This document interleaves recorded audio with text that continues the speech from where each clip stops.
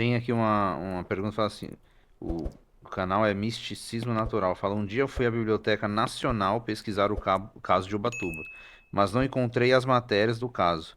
Mas encontrei alta casuística ufológica no litoral Paraná ao RJ na época.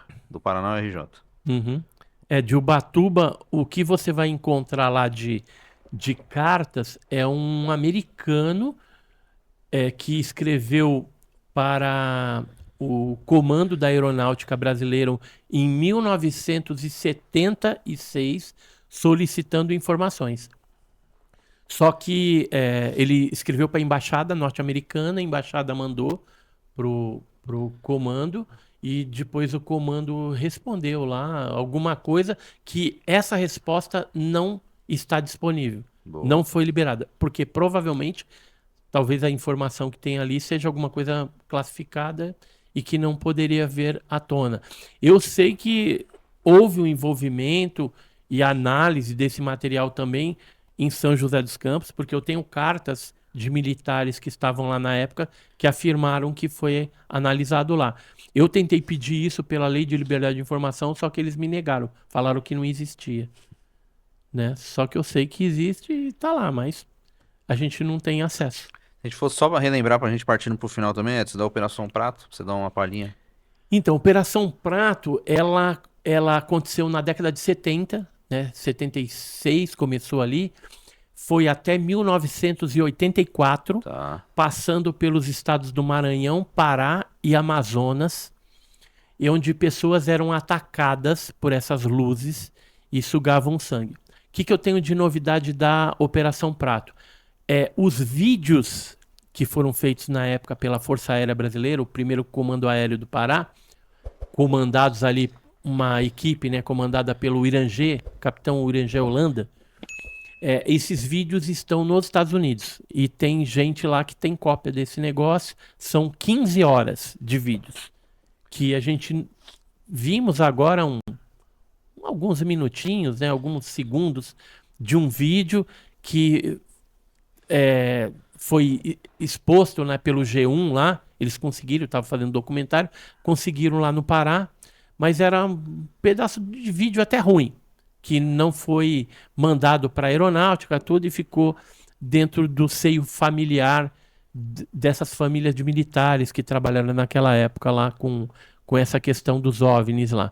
E assim, então foram geradas milhares de páginas, feitos centenas de fotografias, 15 horas de vídeo, pelo que a gente está sabendo que está lá nos Estados Unidos. E além disso, o que a gente percebeu? Que a Operação Prato ela nunca parou. De tempos em tempos ela volta. Eu tive no Pará, tive em Colares, no Pará, lá investigando, né? Sim.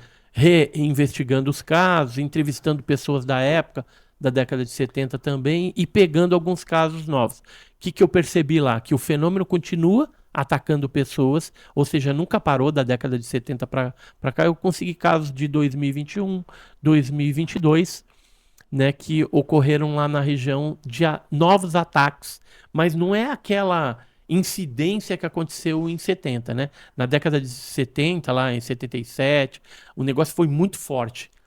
Tanto é que o pessoal tinha muito pânico, né, dessa situação, que eles acabavam pedindo ajuda para a delegacia de polícia, para o prefeito. Aí o prefeito e as delegacias começaram a pedir ajuda da Força Aérea, do primeiro Comando Aéreo do Pará, para vir lá e fazer alguma coisa. Só que não tinha o que fazer.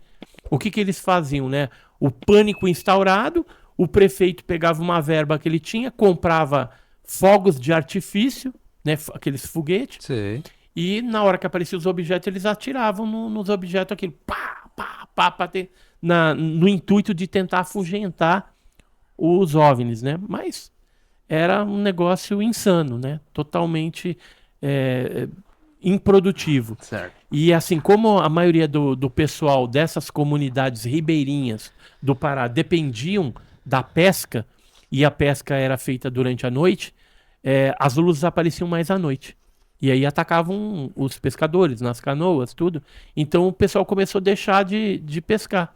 Houve uma grande evasão populacional, o pessoal foi embora da cidade. Teve cidade que acabou virando cidade quase que fantasma, lá por conta do medo dessas luzes que foram intituladas de luz vampira, chupa, né, porque sugava o sangue, ou chupa-chupa, né? Então, a imprensa local publicou muitas matérias jornalísticas, e hoje o que a gente sabe também das testemunhas, né? Elas pensavam que tinham sido atacadas, elas simplesmente apagavam, né, desmaiavam, e depois acordavam no dia seguinte com sequelas, né? Paralisia em alguma parte do corpo, fraqueza, esses hematomas, né, que ficavam no corpo. E só que hoje a gente sabe que o negócio foi além disso. Algumas pessoas foram abduzidas naquela época, mas esse aspecto da abdução ele não foi explorado pelos pesquisadores nem pelos militares na época. Pelo menos a gente não sabe.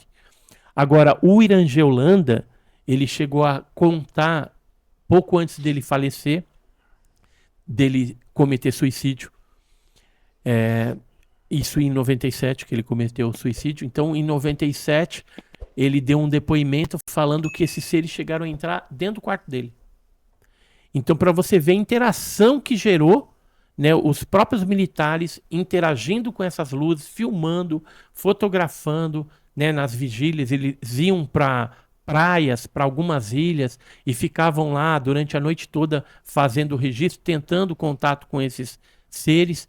E na praia do Machadinho, em Colares, eles fizeram vários registros, né?